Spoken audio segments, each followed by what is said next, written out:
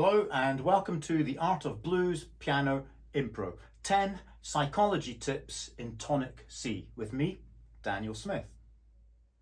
Before starting, let me just emphasize that in blues and boogie-woogie piano, when improvising in the right hand, we of course need a rock-solid left hand.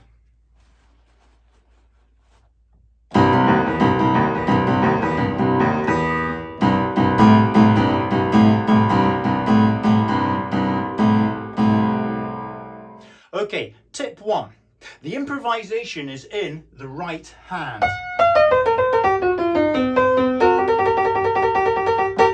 So this tutorial is going to suggest a way of categorizing the improvisation messages that the brain sends to your right hand. It will categorize these messages into 3 sets of rules, 3 modes, 3 methodologies, 3 gears, 3 formulas, 3 psychologies. Hence the title of this tutorial. Now that's the linguistics and semantics out of the way, let's analyze these 3 psychologies from above. Right. Tip 2. I've divided these 3 improvisation psychologies into blues tonic, blues key, and classical major blues. Tip 3. What? Tonic, key, classical major? Okay, we deal with these in detail in tips 4, 5 and 6, but first let me briefly summarize in blues tonic. The right hand plays the blues scale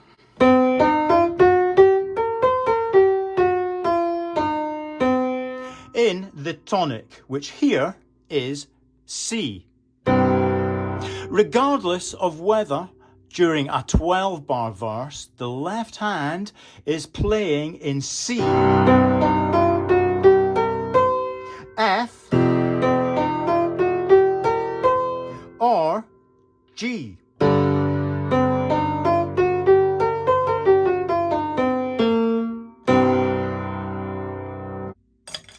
In blues key, the right hand plays the blues scale in whichever key the left hand is playing during a 12-bar verse. In C, F, G.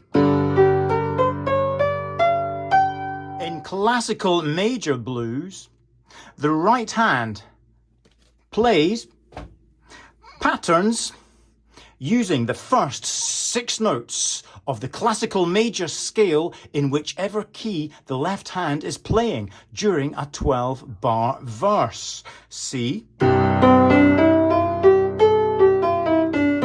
F,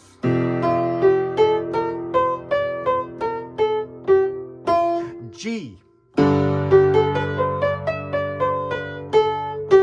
Note the use of the major thirds of E in C, of A in F, and of B in G. Wait, what about the 7ths? Don't worry, we deal with this in tip 7. Tip 4. So, blues tonic. Let me demonstrate a 12-bar verse. Observe that the right hand is always playing the blues scale in C, regardless of the key changes in the left hand. 2, 3, 4.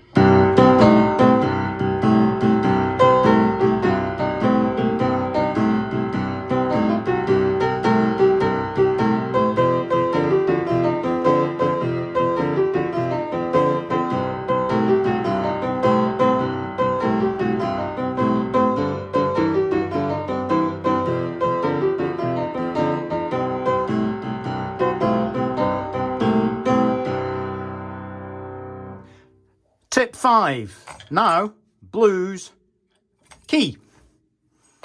First, let's re-establish what the blues scale is in C, F, and G. Now, let me demonstrate a 12-bar verse. Observe that the right hand is always playing the blues scale in the key C, F, or G, in which the left hand is playing 2, 3, 4.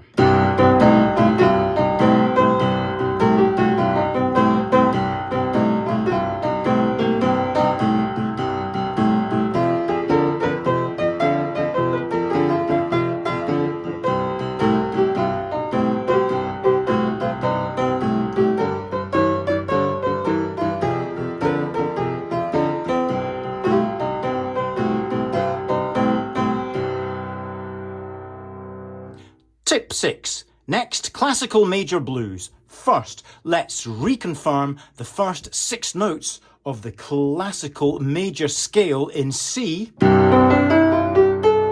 F, and G. Remember, we're going to specifically look at sevenths in Tip 7. But now, a 12-bar verse using the classical major blues psychology. Observe that the right hand is always playing notes from the classical scale in the key C, F, or G. 2, 3, 4.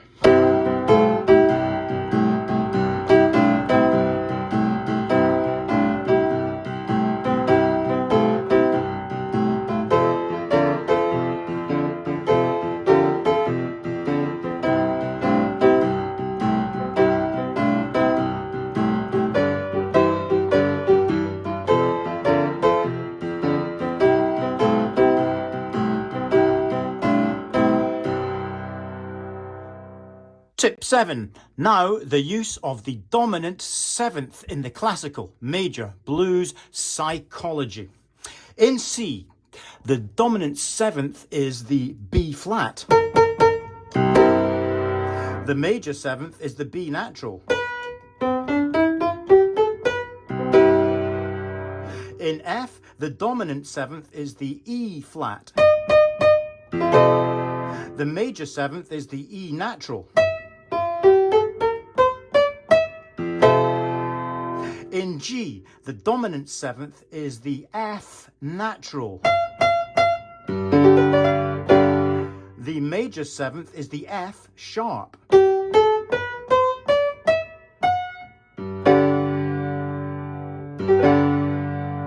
So in blues, why the dominant seventh and not the major seventh? Well, it's sexy. It's the real deal. It's got... oh, cojones! Look, imagine high-heeled sneakers. Well, it's not in the right key for me, but put on your red dress, baby. Put on your red dress, baby, because we're stepping out tonight, but with a major seventh.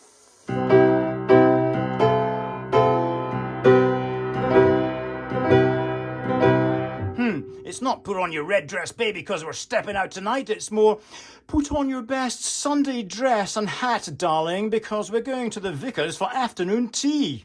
Dominant seventh.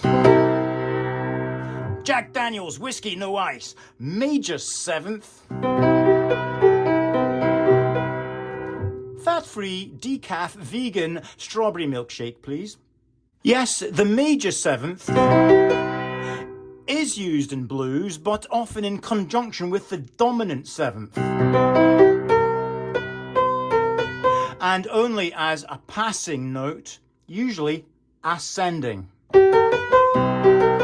More of this in tip 8, and I'll explain why it's called the dominant seventh in another tutorial.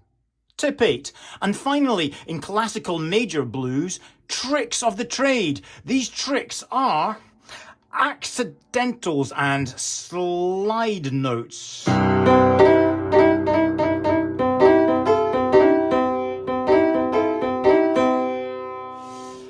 punch notes.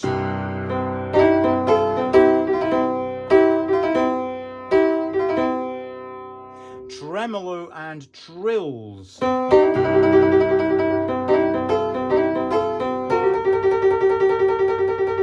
And those passing notes.